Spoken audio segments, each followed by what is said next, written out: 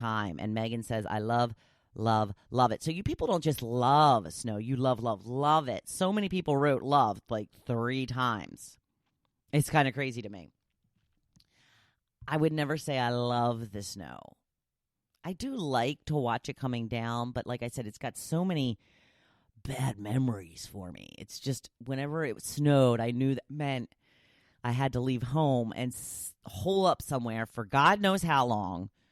And the worst part is when they would put us up in a hotel, which was great. It's so much better to stay in a hotel, obviously, than it is to stay at the radio station. But then you still had to drive in the morning, right?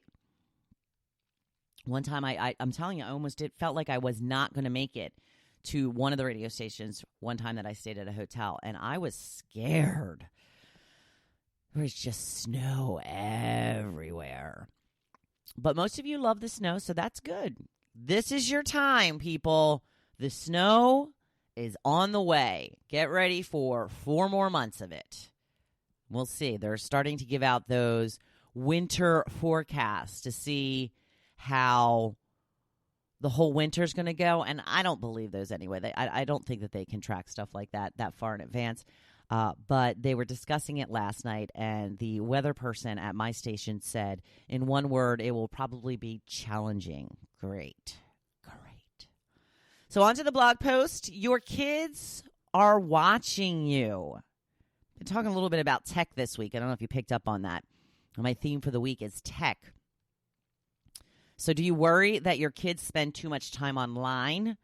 Are you being a good role model for them? Because as much as I heard it when I was growing up, you have no credibility when you tell your kids to do as you say, not as you do. If your kids are watching you with a phone in your face for most of the day, what do you expect them to do? Now, I'm going to do a little disclaimer here. I do not have kids. You can dismiss what I have to say since I don't know what it's like. You're right. I don't know what it's really like. But this is my opinion, and you can take it or leave it. Let's just leave it with that. So most of us kids grew up in a time when being online was not even close to what it is today. There was no online at all when I grew up. I understand the times are different. I get that it is easier to set the kids up with a device so they can be occupied while you get dinner on the table or finish that email for work. It can be very tempting. I know we were parked in front of the TV, anything to keep the kids out of your hair for a little while. And I can tell you my schedule. I got home from school, Flintstones, 4 o'clock, Flintstones, 4:30. 5 o'clock, Brady Bunch. 5:30, Brady Bunch. And we usually eat dinner around 5, I think. So that's probably why I still eat dinner at 5 o'clock today. But back then, you couldn't take the TV with you. If you went for a long car ride, we read books. We listened to the radio, and we talked to each other, only when we absolutely had to. But we used to go on a trip every year to visit my father's family in West Virginia. It was a 10-hour car ride. We would always try to sleep as much as possible, but we would take like a Rubik's Cube or travel games. I actually don't even think it's a bad thing that kids have some device time in the car or watch a DVD, but hopefully not for a full 10 hours. A long time. Now, I think that people are extremely tired when they get home from work and just want a little me time. You feel like you deserve to catch up on social media or read that blog that you like to follow, and you do deserve that time. But maybe there's a way you can wait until after the kids go to bed or, just try to limit it somewhat. And then when you're in your own bed, have at it. Because it is sad if you are making your kids compete with your phone for attention. If these words are upsetting you or making you a little uncomfortable, is it possibly because there may be some truth in it? Not only do they feel in competition with your phone, but they will start modeling that behavior. They will assume this is what being a grown-up is like.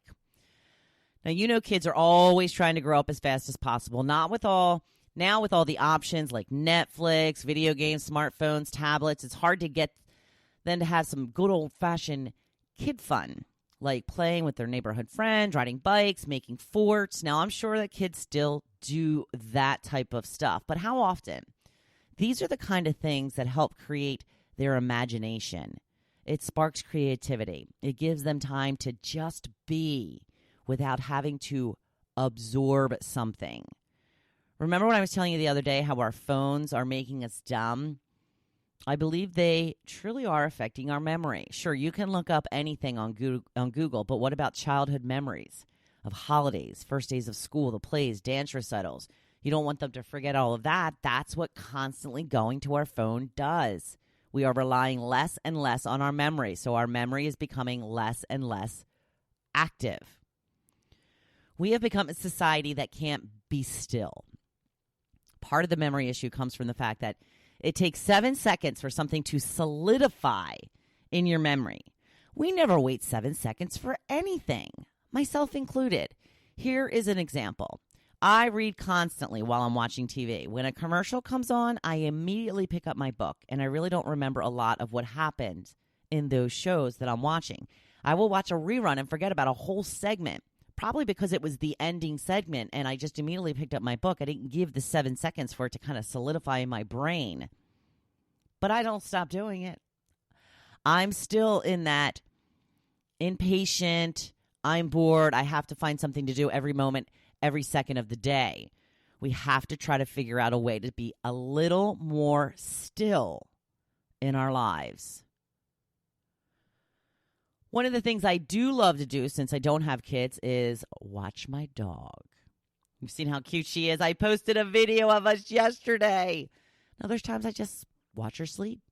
I listen to her snore.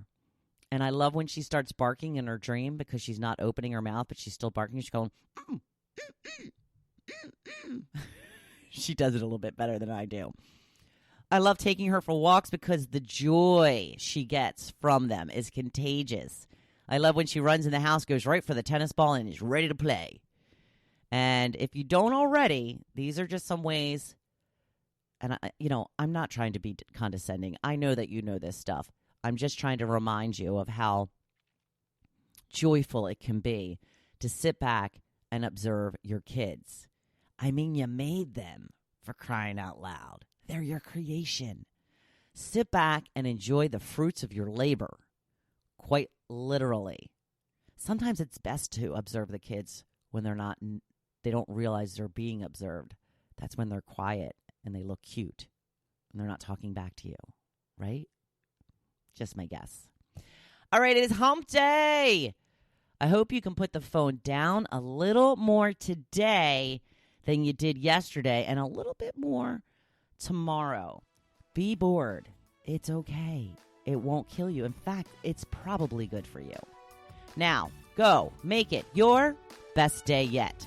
Thank you for listening to The Hopefulist, hosted by Wendy McClure. For more inspiration, please visit Hopefulist.com. Thanks, and we'll see you tomorrow on The Hopefulist. Ellen, have me on your show.